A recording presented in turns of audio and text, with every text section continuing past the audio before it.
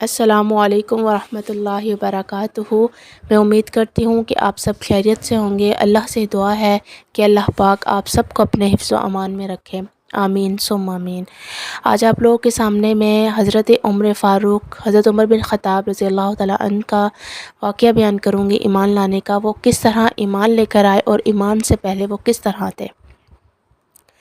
ابن ہشام فرماتے ہیں کہ حضرت عمر رضی اللہ تعالیٰ عنہ کو خبر ملی کہ ان کے خاندان بنی عدی کی ایک غلام عورت نے اسلام قبول کر لیا ہے۔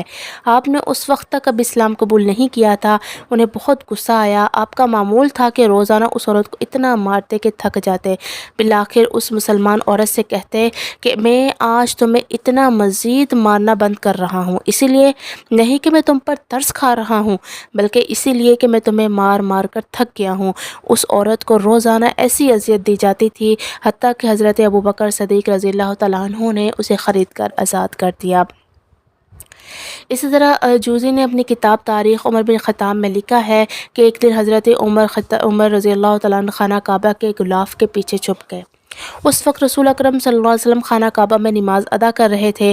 آپ صلی اللہ علیہ وسلم نے سورۃ الحاقہ کی تلاوت فرمائی۔ حضرت عمر بن خطاب جو ہے قرآن پاک کی فصاحت و بلاغت سے بہت متاثر ہوئے اور دل ہی دل میں کہنے لگے یقیناً یہ کسی شاعر کا کلام ہے۔ اس وقت رسول اللہ صلی اللہ علیہ وسلم نے سورہ حاقہ کی آیت نمبر 41 کی تلاوت فرمائی، وما ہوا بقول شاعر قلیلا ما تؤمنون، کہ یہ کسی شاعر کا کلام نہیں ہے۔ یعنی جو حضرت عمر بن خطاب نے سوچا کہ کسی شاعر کا کلام ہے، تو اس وقت آپ نے فرمایا کہ کسی شاعر کا کلام نہیں ہے، لیکن تم لوگ بہت ہی کم ایمان لاتے ہو۔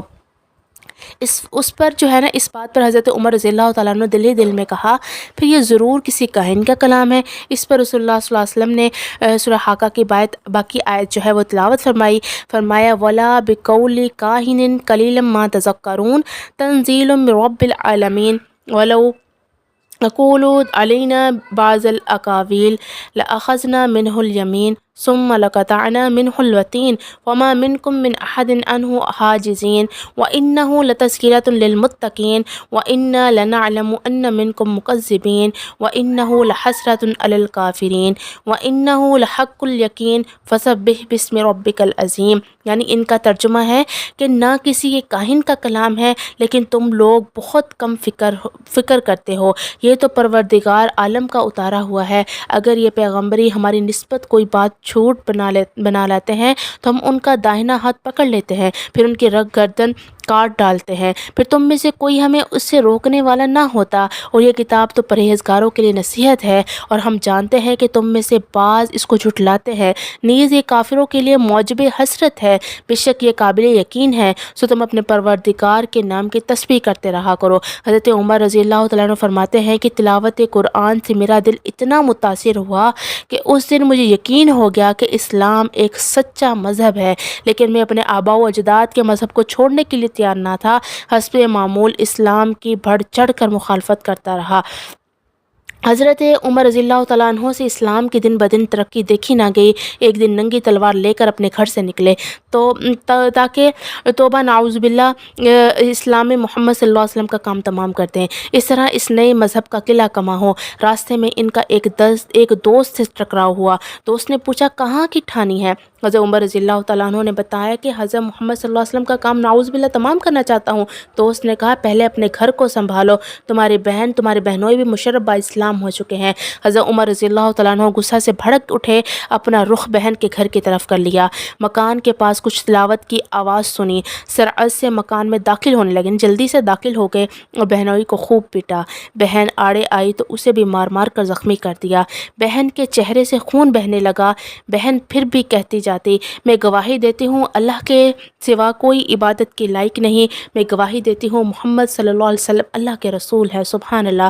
حضرت عمر رضی اللہ تعالیٰ عنہ اپنی بہن کے چہرے پر خون دیکھ کر تھوڑے سے خسیانے ہو گئے اور کہا اچھا وہ دکھاؤ جو تم پڑھ رہے تھے۔ بہن نے کہا تم ناپاک ہو، پہلے غسل کرو پھر اس کو ہاتھ لگا سکتے ہو۔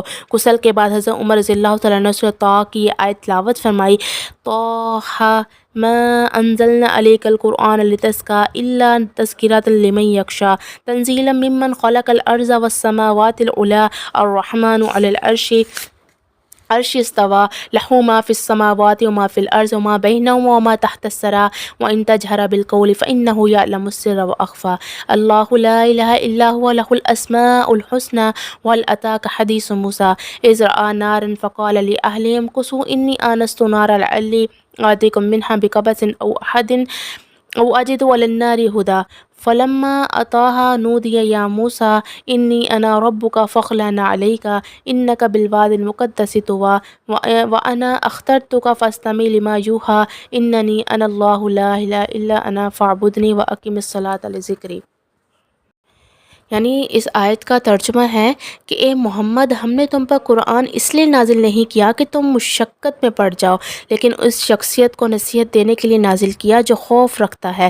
یہ اس ذات برتر کا اتارا ہوا ہے جس نے زمین اونچے اونچے آسمان بنائے، یعنی خدائے رحمان جس نے عرش پر قرار پکڑا ہے۔ جو کچھ آسمانوں میں ہے، جو کچھ زمین میں ہے، جو کچھ ان دونوں کے بیچ میں ہے اور جو کچھ زمین کی مٹی کے نیچے ہے، سب اسی کا ہے۔ اگر تم پکار کر بات کہو تو وہ چھپے بھید اور نہایت پوشیدہ بات کو جانتا ہے۔ وہ معبود برحق ہے، اس کے سوا کوئی معبود نہیں، اس کے سب نام اچھے ہیں۔ کیا تمہیں موسیٰ کے حال کی خبر ملی ہے؟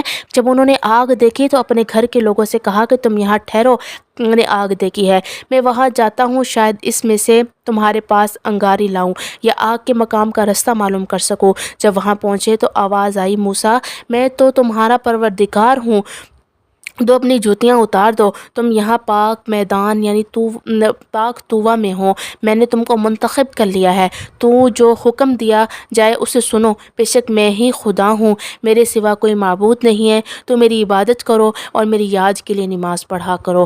تلاوت کے بعد حضرت عمر بن خطاب رضی اللہ تعالیٰ عنہ بے ساختہ کہنے لگے، یہ کتنی پیاری اور اعلیٰ کتاب ہے، مجھے بھی محمد صلی اللہ علیہ وسلم کے گھر کی طرف رہبری کرو۔ پس حضرت عمر رضی اللہ تعالیٰ عنہ سیدھے محمد صلی اللہ علیہ وسلم کے پاس حاضر ہوئے اور صدق کے دل سے اسلام قبول کر لیا۔ سبحان اللہ۔ بخاری میں درج ہے کہ حضرت عبداللہ بن عمر رضی اللہ تعالیٰ عنہ فرماتے ہیں کہ مشرکین نے حضرت عمر رضی اللہ تعالیٰ عنہ کے گھر کا محاصرہ کر لیا تاکہ انہیں آبائی مذہب سے منحرف ہونے پر قتل کر دیا جائے۔ حضرت عمر رضی اللہ تعالیٰ عنہ کے ایک دوست نے اس گروہ کو بڑی مشکل سے منتشر کیا۔ ابن جوزی اپنی کتاب میں لکھتے ہیں کہ ایک دن حضرت عمر رضی اللہ تعالیٰ عنہ نے رسول اللہ صلی اللہ علیہ وسلم سے سوال کیا کہ ہم حق پر نہیں، خواہ ہم جئیں یا مریں؟ رسول اللہ صلی اللہ علیہ وسلم نے جواب دیا، یقیناً ہم حق پر ہیں۔ اس پر حضرت عمر رضی اللہ تعالیٰ عنہ نے فرمایا کہ میں قسم کھاتا ہوں کہ آپ صلی اللہ علیہ وسلم اللہ کے سچے رسول ہیں، اور اب ہم اس اسلام کی تبلیغ اور نماز کی ادائیگی چھپ کر نہیں بلکہ مشرکوں کی موجودگی میں کریں گے۔ اتفاق کی بات ہے کہ حضور اقدس صلی اللہ علیہ وسلم کے چچا حضرت حمزہ رضی اللہ تعالیٰ عنہ 3 دن پہلے مشرف با اسلام ہوئے تھے۔ ان کا بھی بہت رعب تھا کہ اب سب مسلمان حضرت عمر رضی اللہ تعالیٰ عنہ حضرت حمزہ رضی اللہ تعالیٰ عنہ کی قیادت پہ 2 قطاروں میں باہر نکلے اور کھلم کھلا نماز پڑھنے اور تبلیغ کرنے لگے۔ حضرت عمر رضی اللہ تعالیٰ عنہ حضرت حمزہ رضی اللہ تعالیٰ عنہ کی قیادت دیکھ کر مشرکوں کے دل جل گئے، لیکن انہیں مداخلت کی ہمت نہ ہوئی۔ اسی روز رسول اللہ صلی اللہ علیہ وسلم نے حضرت عمر رضی اللہ تعالیٰ عنہ کو فاروق کا لقب عطا فرمایا۔ ابن مسعود رضی اللہ تعالیٰ عنہ فرماتے ہیں کہ حضرت عمر رضی اللہ تعالیٰ عنہ کے اسلام لانے کے بعد مسلمانوں کو بہت تقویت اور عزت ملی۔ سبحان اللہ۔ اللہ پاک ہمیں ان سب پر عمل کی توفیق عطا فرمائے، آمین ثم آمین۔